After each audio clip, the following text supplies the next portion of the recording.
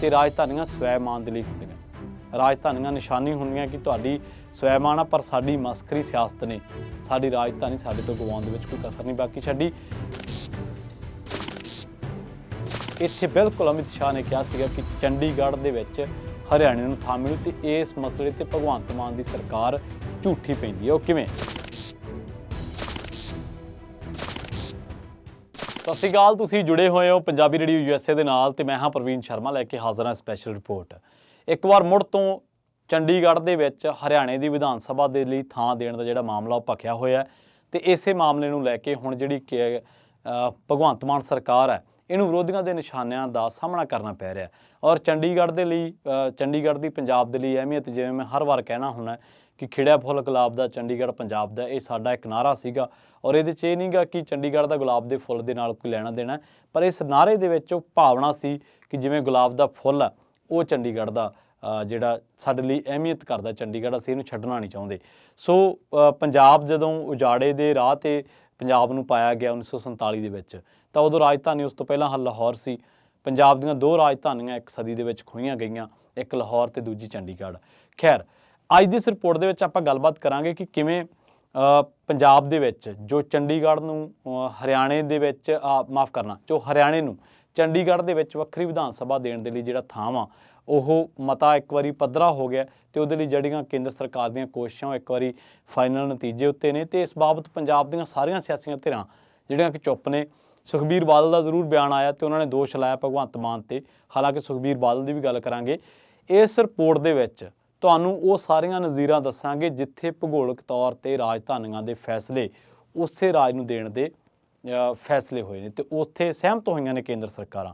ਹਾਲਾਂਕਿ ਅੜਿੱਕੇ ਲੱਗੇ, ਕੇਂਦਰ ਸਰਕਾਰਾਂ ਨੇ ਆਪਣੀ ਦਖਲਅੰਦਾਜ਼ੀ ਜਾਰੀ ਰੱਖੀ, ਪਰ ਉਹ ਖਿੱਤੇ ਦੇ ਵਿੱਚ ਉਹ ਰਾਜਧਾਨੀਆਂ ਉਹਨਾਂ ਰਾਜਾਂ ਨੂੰ ਮਿਲੀਆਂ ਜਿੱਥੇ ਲੋਕਾਂ ਨੇ ਪ੍ਰੋਟੈਸਟ ਕੀਤਾ, ਜਿੱਥੇ ਲੋਕਾਂ ਨੇ ਇਹ ਹੱਕ ਰੱਖਿਆ ਕਿ ਇਹ ਰਾਜਧਾਨੀ ਇਹ ਸਾਡੀ ਹੋਣੀ ਚਾਹੀਦੀ ਹੈ ਤੇ ਰਾਜਧਾਨੀਆਂ ਸਵੈਮਾਨ ਦੇ ਲਈ ਹੁੰਦੀਆਂ।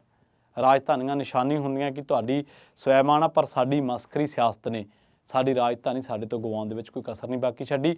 ਇਤਿਹਾਸ ਤੇ ਜੋ ਵਰਤਮਾਨ ਦੇ ਵਿੱਚ ਹੋ ਰਿਹਾ, ਜੋ ਪਹਿਲਾਂ ਹੋਇਆ, ਪਹਿਲਾਂ ਕੀ ਗਲਤ ਹੋਇਆ, ਜੋ ਵਰਤਮਾਨ ਦੇ ਵਿੱਚ ਹੋ ਰਿਹਾ ਕੀ ਗਲਤ ਹੋ ਰਿਹਾ ਤੇ ਸਿੱਟਿਆਂ ਤੇ ਚਰਚਾ ਇਸ ਰਿਪੋਰਟ ਦੇ ਵਿੱਚ ਜ਼ਰੂਰ ਕਰਾਂਗੇ। ਸਭ ਤੋਂ ਪਹਿਲਾਂ ਦੇਖਦੇ ਹਾਂ ਕਿ ਸੁਖਬੀਰ ਬਾਦਲ ਕੀ ਕਹਿੰਦੇ ਆ। ਸੁਖਬੀਰ ਬਾਦਲ ਕਹਿੰਦੇ ਆ, ਉਹ ਕਹਿੰਦੇ ਕਿ ਆਮ ਆਦਮੀ ਪਾਰਟੀ ਜਿਹੜੀ ਆ ਉਹ ਰਲ ਕੇ ਚੰਡੀਗੜ੍ਹ ਦੇ ਵਿੱਚ ਹਰਿਆਣਾ ਨੂੰ ਵੱਖਰੀ ਵਿਧਾਨ ਸਭਾ ਦੇਣ ਦੇ ਲਈ ਕੇਂਦਰ ਦੇ ਨਾਲ ਰਲ ਕੇ ਸਾਜ਼ਿਸ਼ਾਂ ਘੜ ਰਹੀ ਆ। ਸ਼੍ਰੋਮਣੀ ਅਕਾਲੀ ਦਲ ਦੇ ਪ੍ਰਧਾਨ ਨੇ ਕਿਹਾ ਕਿ ਇਹ ਫੈਸਲਾ ਕੇਂਦਰੀ ਗ੍ਰਹਿ ਮੰਤਰੀ ਅਮਿਤ ਸ਼ਾਹ ਵੱਲੋਂ ਕੀਤੇ ਗਏ ਐਲਾਨ ਦੇ ਮੁਤਾਬਕ ਹੈ, ਜਿਹੜਾ 9 ਜੁਲਾਈ 2022 ਨੂੰ ਜੈਪੁਰ ਦੇ ਵਿੱਚ ਹੋਈ ਨਾਰਥ ਜ਼ੋਨਲ ਕੌਂਸਲ ਦੀ ਮੀਟਿੰਗ ਦੇ ਦੌਰਾਨ ਯੂਟੀ ਦੇ ਵਿੱਚ ਹਰਿਆਣਾ ਨੂੰ ਵੱਖਰੀ ਵਿਧਾਨ ਸਭਾ ਦੇਣ ਵਾਸਤੇ ਥਾਂ ਦੇਣ ਦੀ ਗੱਲ ਜਿਹੜੀ ਆ ਉਹ ਆਖੀ ਸੀਗੀ। ਸੁਖਬੀਰ ਬਾਦਲ ਇੱਕ ਥਾਂ ਤੇ ਸੱਚ ਬੋਲ ਰਹੇ ਨੇ। ਉਹ ਕਹਿ ਰਹੇ ਨੇ ਕਿ ਜਦੋਂ 9 ਜੁਲਾਈ 2022 ਨੂੰ ਜੈਪੁਰ ਦੇ ਵਿੱਚ ਨਾਰਥ ਜ਼ੋਨਲ ਕੌਂਸਲ ਦੀ ਮੀਟਿੰਗ ਹੋਈ ਹੈ, ਇੱਥੇ ਬਿਲਕੁਲ ਅਮਿਤ ਸ਼ਾਹ ਨੇ ਕਿਹਾ ਸੀਗਾ ਕਿ ਚੰਡੀਗੜ੍ਹ ਦੇ ਵਿੱਚ ਹਰਿਆਣੇ ਨੂੰ ਥਾਂ ਮਿਲੂ ਤੇ ਇਸ ਮਸਲੇ ਤੇ ਭਗਵੰਤ ਮਾਨ ਦੀ ਸਰਕਾਰ ਝੂਠੀ ਪੈਂਦੀ ਹੈ। ਉਹ ਕਿਵੇਂ? ਭਗਵੰਤ ਮਾਨ ਨੇ ਇਹ ਬਿਆਨ ਸੁਣਨ ਤੋਂ ਬਾਅਦ ਇੱਕਦਮ ਬਿਆਨ ਦਿੱਤਾ ਕਿ ਚੰਡੀਗੜ੍ਹ ਦੇ ਵਿੱਚ ਸਾਨੂੰ ਵੀ ਵਿਧਾਨ ਸਭਾ ਚਾਹੀਦੀ ਹੈ।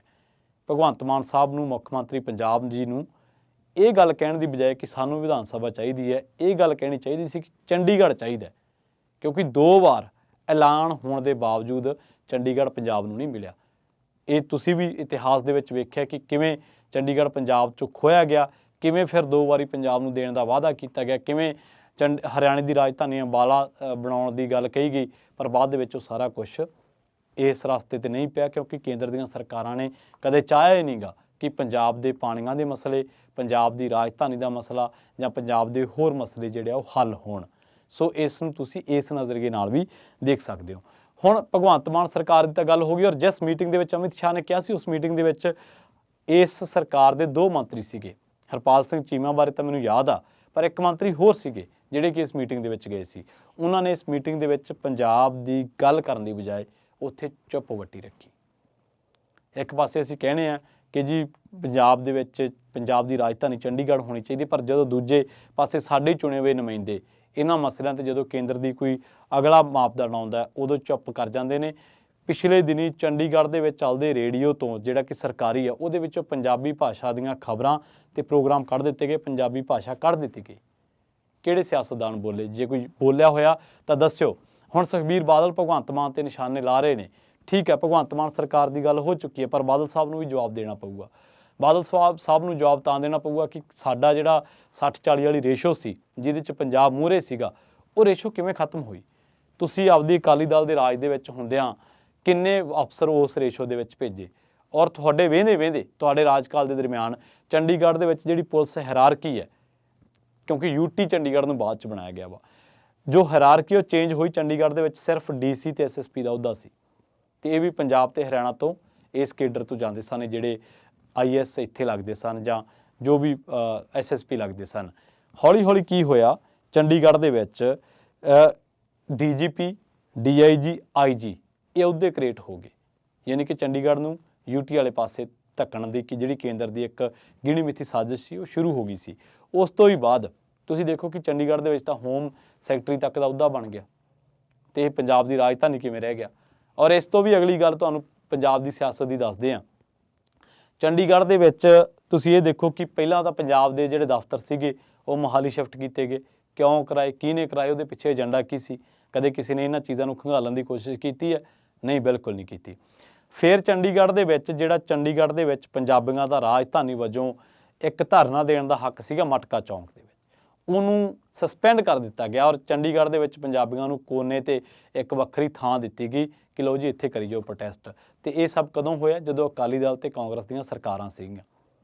ਔਰ ਸਾਡੀ ਜਿਹੜੀ ਇਹ ਸਿਆਸਤ ਮਸਖਰੀ ਹੈ, ਜਿਹੜੀ ਕਿ ਟੀਚਰਾਂ ਕਰਦੇ ਦੂਜਿਆਂ ਨੂੰ, ਅੱਜ ਬਾਦਲ ਸਾਹਿਬ ਟੀਚਰਾਂ ਕਰ ਰਹੇ ਨੇ ਨਾ ਭਗਵੰਤ ਮਾਨ ਨੂੰ ਤੇ ਹੋਰ ਸਰਕਾਰਾਂ ਨੂੰ, ਇਹ ਉਦੋਂ ਖੁਦ ਉੱਥੋਂ ਮਸਕਰੀਆਂ ਹਾਸੀ ਹੱਸਦੇ ਸੀਗੇ ਕਿ ਅਸੀਂ ਤਾਂ ਬੈਠੇ ਚੰਡੀਗੜ੍ਹ ਦੇ ਵਿੱਚ ਇੱਕ ਥਾਂ ਤੇ ਪੂਰੇ ਐਨ ਨਜ਼ਾਰੇ ਦੇ ਨਾਲ, ਤੇ ਜੇ ਕੋਈ ਹੱਕ ਹਕੂਕ ਮੰਗਣ ਆਊਗਾ, ਕੋਈ ਧਰਨਾ ਮੁਜ਼ਾਹਰਾ ਕਰਨ ਆਊਗਾ, ਤੇ ਆਪੇ ਚੰਡੀਗੜ੍ਹ ਪੁਲਿਸ ਤੋਂ ਕੁੱਟ ਖਾ ਕੇ ਜਾ ਵੜੂਗਾ। ਤੇ ਬਾਅਦ ਦੇ ਵਿੱਚ ਸਾਨੂੰ ਪਿੰਡਾਂ ਦੇ ਵਿੱਚ ਵੀ ਜਾਣਾ ਸੌਖਾ, ਅਸੀਂ ਕਹਿ ਦਾਂਗੇ ਕਿ ਅਸੀਂ ਕਿਹੜਾ ਭਾਈ, ਉਹ ਕਿਹੜਾ ਅਸੀਂ ਕੁੱਟਿਆ ਲੋਕ, ਉਹ ਤਾਂ ਚੰਡੀਗੜ੍ਹ ਦੀ ਪੁਲਿਸ ਨੇ ਕੁੱਟੇ ਆ। ਸੋ ਇਸ ਤਰ੍ਹਾਂ ਦਾ ਹੋਇਆ, ਔਰ ਇਹਦੇ ਵਿੱਚ ਇਹਨਾਂ ਦੇ ਆਪ ਤੇ ਪਾਣੀ ਦੀਆਂ ਵਿਛਾੜਾਂ ਪਈਆਂ ਵਾ। ਇਹਨਾਂ ਦੇ ਵਿੱਚੋਂ ਆਪ ਹੀ ਜਿਹੜੇ ਲੀਡਰ ਆ, ਇਹਨਾਂ ਨੂੰ ਚੰਡੀਗੜ੍ਹ ਪੁਲਿਸ ਨੇ ਧੂ ਕੇ ਬੱਸਾਂ ਦੇ ਵਿੱਚ ਕਦੇ ਅਕਾਲੀਆਂ ਨੂੰ, ਕਦੇ ਕਾਂਗਰਸੀਆਂ ਨੂੰ, ਤੇ ਕਦੇ ਆਮ ਆਦਮੀ ਪਾਰਟੀ ਵਾਲਿਆਂ ਨੂੰ, ਇਹਨਾਂ ਨੂੰ ਖਿੱਚ ਕੇ ਕੱਢਿਆ ਵਾ। ਪਰ ਇਹਨਾਂ ਨੇ ਅੱਜ ਤੱਕ ਇਸ ਮਸਲੇ ਦੇ ਉੱਤੇ ਕਦੇ ਆਵਾਜ਼ ਨਹੀਂ ਚੁੱਕੀ ਕਿ ਯਾਰ ਰਾਜਧਾਨੀ ਸਾਡੀ ਹੈ, ਧਰਨਾ ਦੇਣਾ ਸਾਡਾ ਹੱਕ ਹੈ, ਚੰਡੀਗੜ੍ਹ ਪੁਲਿਸ ਕੋਲ ਕੀ ਹੱਕ ਹੈ? ਸਾਨੂੰ ਪੰਜਾਬ ਪੁਲਿਸ, ਕਿਉਂਕਿ ਰਾਜਧਾਨੀ ਸਾਡੀ ਹੈ, ਸਾਨੂੰ ਪੰਜਾਬ ਪੁਲਿਸ ਹਿਰਾਸਤ ਚ ਲਵੇ ਤਾਂ ਲਵੇ। ਖੈਰ ਉਸ ਤੋਂ ਬਾਅਦ ਬੋਲੇ ਨਹੀਂ ਇਹ, ਤੇ ਜਿਵੇਂ ਪੰਜਾਬੀ ਭਾਸ਼ਾ ਦਾ ਲੰਘੇ ਦਿਨੀ ਰੇਡੀਓ ਦੇ ਵਿੱਚੋਂ ਜ਼ਿਕਰ, ਪੰਜਾਬੀ ਭਾਸ਼ਾ ਨੂੰ ਕੱਢੇ ਜਾਣ ਦਾ ਜ਼ਿਕਰ ਮੈਂ ਕਰਕੇ ਹਟਿਆ, ਉਹਦੇ ਵਿੱਚ ਇਹ ਬੋਲੇ ਨਹੀਂ ਗਏ। ਅਸਲ ਦੇ ਵਿੱਚ ਅਮਿਤ ਸ਼ਾਹ ਨੇ 9 ਜੁਲਾਈ ਨੂੰ ਸਾਫ਼ ਕਰਤਾ ਸੀਗਾ ਕਿ ਹਰਿਆਣੇ ਨੂੰ ਥਾਂ ਤਾਂ ਮਿਲਣੀ। ਤੇ ਤੁਸੀਂ ਇਹ ਦੇਖੋ ਕਿ ਪਿਛਲੇ ਦਿਨੀ ਪੰਜਾਬ ਦੇ ਰਾਜਪਾਲ ਨੇ ਵਿਚੋਲਗੀ ਕੀਤੀ ਆ ਕਿ ਜਿਹੜੀ ਪੰਜਾਬ ਯੂਨੀਵਰਸਿਟੀ ਆ ਉਹਦੇ ਵਿੱਚੋਂ ਕੁਝ ਹਰਿਆਣੇ ਦੇ ਕਾਲਜਾਂ ਨੂੰ ਮਾਨਤਾ ਦਿੱਤੀ ਜਾਵੇ। ਵਿਚੋਲਗੀ ਨਹੀਂ ਕੀਤੀ, ਬਲਕਿ ਪੰਜਾਬ ਉੱਤੇ ਦਬਾਅ ਪਾਇਆ ਗਿਆ। ਪਰ ਉੱਥੇ ਪੰਜਾਬ ਦੇ ਮੁੱਖ ਮੰਤਰੀ ਨੇ ਸਟੈਂਡ ਲਿਆ। ਉਹਨਾਂ ਨੇ ਕਿਹਾ ਕਿ ਅਸੀਂ ਪਹਿਲਾਂ ਜਦੋਂ ਇਹਨਾਂ ਨੇ ਇਹ ਯੂਨੀਵਰਸਿਟੀ ਦੇ ਵਿੱਚੋਂ ਇਹ ਖੁਦ ਗਏ ਆਪ, ਪਰ ਹੁਣ ਅਸੀਂ ਸਟੈਂਡ ਲਵਾਂਗੇ। ਉੱਥੇ ਮੁੱਖ ਮੰਤਰੀ ਦੀ ਜਿਹੜੀ ਤਾਰੀਫ ਆ, ਜਿਹੜਾ ਸਟੈਂਡ ਆ, ਉਹ ਕਾਬਲੇ ਤਾਰੀਫ ਹੈ। ਪਰ ਇੱਥੇ ਮੁੱਖ ਮੰਤਰੀ ਸਾਹਿਬ ਨੇ ਜਦੋਂ ਖੁਦ ਆ ਕੇ ਮੰਗ ਕੀਤੀ ਕਿ ਜੀ ਅਸੀਂ ਇਸ ਮਸਲੇ ਦੇ ਉੱਤੇ ਆਪਦੀ ਅੱਡ ਵਿਧਾਨ ਸਭਾ ਮੰਗਦੇ ਹਾਂ, ਤੇ ਉਹ ਉਹਨਾਂ ਦਾ ਬਿਆਨ ਜਾਂ ਤਾਂ ਬਚਕਾਨਾ ਸੀ ਜਾਂ ਕਿਸੇ ਸਿਆਸੀ ਪ੍ਰੈਸ਼ਰ ਦੇ ਥੱਲੇ ਸੀਗਾ। ਪਰ ਅਸਲ ਦੇ ਵਿੱਚ ਤੁਹਾਨੂੰ ਥੋੜ੍ਹਾ ਜਿਹਾ ਇਤਿਹਾਸ ਦੇ ਵਿੱਚ ਲੈ ਚੱਲਦੇ ਹਾਂ। ਤੁਸੀਂ ਦੇਖੋ ਕਿ 47 ਤੋਂ ਬਾਅਦ, ਆਜ਼ਾਦੀ ਤੋਂ ਬਾਅਦ ਕਹਿ ਲਓ, 47 ਤੋਂ ਬਾਅਦ ਕਹਿ ਲਓ, ਬੰਬੇ ਦਾ ਮਸਲਾ ਆਇਆ। ਬੰਬੇ ਨੂੰ ਲੈ ਕੇ ਜਿਹੜੀ ਗੁਜਰਾਤ ਹੈ ਤੇ ਮਹਾਰਾਸ਼ਟਰ ਹੈ, ਇਹ ਦੋਨੇ ਆਪਸ ਵਿੱਚ ਦੇ ਆਮੋ ਸਾਹਮਣੇ ਸੀ। ਇੱਕ ਵਾਰੀ ਤਾਂ ਬੰਬੇ ਨੂੰ ਲੈ ਕੇ ਬੰਬੇ ਦੇ ਵਿੱਚ ਵੀ ਤੇ ਅਹਿਮਦਾਬਾਦ ਦੇ ਵਿੱਚ ਵੀ ਲੋਕਾਂ ਦੇ ਵਿੱਚ ਹਿੰਸਕ ਝੜਪਾਂ ਹੋਈਆਂ, ਲੋਕਾਂ ਨੇ ਸਾੜ ਫੂਕ ਕੀਤੀ। ਫਿਰ ਪੁਲਿਸ ਨੇ ਉਹਨਾਂ 'ਤੇ ਲਾਠੀਚਾਰਜ ਵੀ ਕੀਤਾ। ਫਿਰ ਬੰਬੇ ਦਾ ਮਸਲਾ, ਮਦਰਾਸ ਦਾ ਮਸਲਾ ਲੈ ਲਓ, ਹੈਦਰਾਬਾਦ ਦਾ ਮਸਲਾ ਲੈ ਲਓ, ਇਹ ਤਿੰਨੇ ਰਾਜਧਾਨੀਆਂ, ਇਹਨਾਂ ਨੂੰ ਲੈਣ ਦੇ ਲਈ ਲੋਕਾਂ ਨੇ ਬੜੀ ਜੱਦੋਜਹਿਦ ਕੀਤੀ। ਤੇ ਅਖੀਰ ਦੇ ਉੱਤੇ ਫੈਸਲਾ ਇਹ ਹੋਇਆ ਕਿ ਬਈ ਇਹ ਰਾਜਧਾਨੀਆਂ ਉੱਥੇ ਹੀ ਉਹਨਾਂ ਰਾਜਾਂ ਨੂੰ ਮਿਲਣਗੀਆਂ ਜਿੱਥੇ ਇਹ ਸਥਿਤ ਨੇ। ਮਰਾਠਿਆਂ ਦਾ ਆਪਣਾ ਇੱਕ ਇਸ ਮਸਲੇ 'ਤੇ ਬੰਬੇ ਨੂੰ ਲੈਣ ਦਾ ਆਪਣਾ ਇੱਕ ਤਰਕ ਸੀਗਾ, ਗੁਜਰਾਤ ਦਾ ਆਪਣਾ ਇੱਕ ਤਰਕ ਸੀਗਾ, ਇਸੇ ਤਰ੍ਹਾਂ ਮਦਰਾਸ ਤੇ ਮਦਰਾਸੀਆਂ ਦਾ ਆਪਣਾ ਇੱਕ ਹੱਕ ਸੀਗਾ, ਤੇ ਇਸੇ ਤਰ੍ਹਾਂ ਹੈਦਰਾਬਾਦ ਨੂੰ ਲੈ ਕੇ ਇਹਨਾਂ ਦਾ ਆਪਣਾ ਇੱਕ, ਆਂਧਰਾ ਪ੍ਰਦੇਸ਼ ਵਾਲਿਆਂ ਦਾ ਆਪਣਾ ਇੱਕ ਹੱਕ ਹਕੂਕ ਸੀਗਾ, ਆਪਣਾ ਇੱਕ ਤਰਕ ਸੀਗਾ। ਤਾਂ ਜੇਕਰ ਭੂਗੋਲਿਕ ਤੌਰ 'ਤੇ ਉਹ ਰਾਜਧਾਨੀਆਂ ਦਿੱਤੀਆਂ ਜਾ ਸਕਦੀਆਂ, ਤੇ ਭੂਗੋਲਿਕ ਤੌਰ 'ਤੇ ਤਾਂ ਚੰਡੀਗੜ੍ਹ ਪੰਜਾਬ ਦੇ ਬਿਲਕੁਲ ਐਨ ਵਿਚਾਲੇ ਬਣਦਾ, ਕਿਉਂਕਿ ਹਰਿਆਣਾ ਵੀ ਤਾਂ ਪੰਜਾਬ 'ਚੋਂ ਨਿਕਲਿਆ, ਹਿਮਾਚਲ ਪ੍ਰਦੇਸ਼ ਦਾ ਕੁਛ ਹਿੱਸਾ ਪੰਜਾਬ 'ਚੋਂ ਨਿਕਲਿਆ, ਤੇ ਇਹਦਾ ਪੰਜਾਬ ਦੇ ਵਿਚਾਲੇ ਸੀਗਾ। ਤੇ ਪੰਜਾਬ ਦੇ ਪਿੰਡਾਂ ਨੂੰ ਉਜਾੜ ਕੇ ਵਸਾਇਆ ਗਿਆ ਚੰਡੀਗੜ੍ਹ। ਅੱਜ ਪੰਜਾਬ ਦਾ ਕਿਉਂ ਰਾਜਧਾਨੀ ਕਿਉਂ ਨਹੀਂ ਬਣਾਈ ਜਾ ਸਕਦੀ? ਇਹਦਾ ਸਵਾਲ ਦਾ ਜਵਾਬ ਸਾਡੀਆਂ ਸਿਆਸੀ ਧਿਰਾਂ ਨੂੰ ਵੀ ਲੱਭਣਾ ਚਾਹੀਦਾ ਵਾ, ਤੇ ਕੇਂਦਰ ਨੂੰ ਵੀ ਦੇਣਾ ਬਣਦਾ ਵਾ। ਪਰ ਹੁਣ ਹਰਿਆਣੇ ਨੂੰ ਚੰਡੀਗੜ੍ਹ ਦੇ ਵਿੱਚ ਵਿਧਾਨ ਸਭਾ ਦੇਣ ਦੀ ਜਿਹੜੀ ਥਾਂ ਵਾ, ਹਰਿਆਣੇ ਦੇ ਨਾਲ ਪੰਚਕੂਲਾ ਲੱਗਦਾ ਵਾ, ਹਰਿਆਣੇ ਦੇ ਨਾਲ ਹੋਰ ਇਲਾਕੇ ਸ਼ੁਰੂ ਹੋ ਜਾਂਦੇ, ਹਰਿਆਣਾ ਉੱਥੇ ਬਣਾਵੇ ਵਿਧਾਨ ਸਭਾ, ਚੰਡੀਗੜ੍ਹ ਦੇ ਵਿੱਚ ਕਿਉਂ ਬਣਾ ਰਿਹਾ? ਔਰ ਦੂਜੀ ਗੱਲ, ਕੇਂਦਰ ਥਾਂ ਦਵਾ ਰਿਹਾ, ਔਰ ਕੇਂਦਰ ਇੱਕ ਥਾਂ ਤੇ ਨਹੀਂਗਾ। ਲੰਘੇ ਦਿਨੀ ਪੰਜਾਬੀ ਭਾਸ਼ਾ ਕੱਢ ਦਿੱਤੀ ਗਈ ਰੇਡੀਓ ਦੇ ਵਿੱਚ, ਜਿਵੇਂ ਮੈਂ ਜ਼ਿਕਰ ਕੀਤਾ, ਔਰ ਯੂਨੀਵਰਸਿਟੀ ਤੋਂ ਐਫੀਲੀਏਸ਼ਨ ਦਿਵਾਉਣ ਦੇ ਲਈ, ਮਾਨਤਾ ਦਿਵਾਉਣ ਦੇ ਲਈ ਰਾਜਪਾਲ ਖੁਦ ਵਿਚੋਲਗੀ ਕਰ ਰਹੇ ਆ। ਔਰ ਰਾਜਪਾਲ ਇਹ ਦੱਸਣ ਕਿ ਉਹ ਪੰਜਾਬ ਦੇ ਗਵਰਨਰ ਨੇ ਕਿ ਯੂਟੀ ਦੇ ਪ੍ਰਸ਼ਾਸਕ ਨੇ। ਜੇਕਰ ਉਹ ਪੰਜਾਬ ਦੇ ਗਵਰਨਰ ਨੇ ਤਾਂ ਉਹਨਾਂ ਦਾ ਹੱਕ ਬਣਦਾ, ਉਹਨਾਂ ਦਾ ਨੈਤਿਕ ਆਧਾਰ ਬਣਦਾ, ਉਹਨਾਂ ਦੀ ਨੈਤਿਕਤਾ ਬਣਦੀ ਹੈ, ਉਹਨਾਂ ਦੀ ਮੋਰਲ ਡਿਊਟੀ ਬਣਦੀ ਹੈ ਕਿ ਉਹ ਪੰਜਾਬ ਦੇ ਨਾਲ ਖੜਨ। ਸੋ ਇਹ ਸਾਰਾ ਪ੍ਰਕਰਨ ਸੀਗਾ ਜਿਹਦੇ ਨਾਲ ਅੱਜ ਬੇਸ਼ੱਕ ਅਕਾਲੀ ਸਿਆਸਤ ਕਰ ਰਹੇ ਨੇ, ਬੇਸ਼ੱਕ ਕਾਂਗਰਸੀ ਕਰ ਰਹੇ ਨੇ, ਪਰ ਜੋ ਇਹਨਾਂ ਦੀਆਂ ਸਰਕਾਰਾਂ ਦੇ ਵਿੱਚ ਹੋਇਆ, ਆਪਾਂ ਵੀ ਤੁਹਾਨੂੰ ਤਫਸੀਲ ਪੂਰਵਕ ਦੱਸਿਆ ਕਿ ਇਹਨਾਂ ਦੀਆਂ ਸਰਕਾਰਾਂ ਦੇ ਵਿੱਚ ਚੰਡੀਗੜ੍ਹ ਦੀ ਪੂਰੀ ਪ੍ਰਸ਼ਾਸਨਿਕ ਹਾਇਰਾਰਕੀ ਬਦਲੀ ਗਈ, ਉਹਦੇ ਲੋਕ ਕੁਛ ਨਹੀਂ ਬੋਲੇ। ਇਹਨਾਂ ਦੀਆਂ ਸਰਕਾਰਾਂ ਦੇ ਵਿੱਚ ਹੀ ਜੋ ਕੇਡਰ 'ਚ, ਪੰਜਾਬ ਦੇ ਕੇਡਰ 'ਚੋਂ ਮੁਲਾਜ਼ਮ ਜਾਂਦੇ ਸੀ, ਉਹ ਘਟਦੇ ਗਏ, ਪਰ ਇਹ ਕੁਛ ਨਹੀਂ ਬੋਲੇ।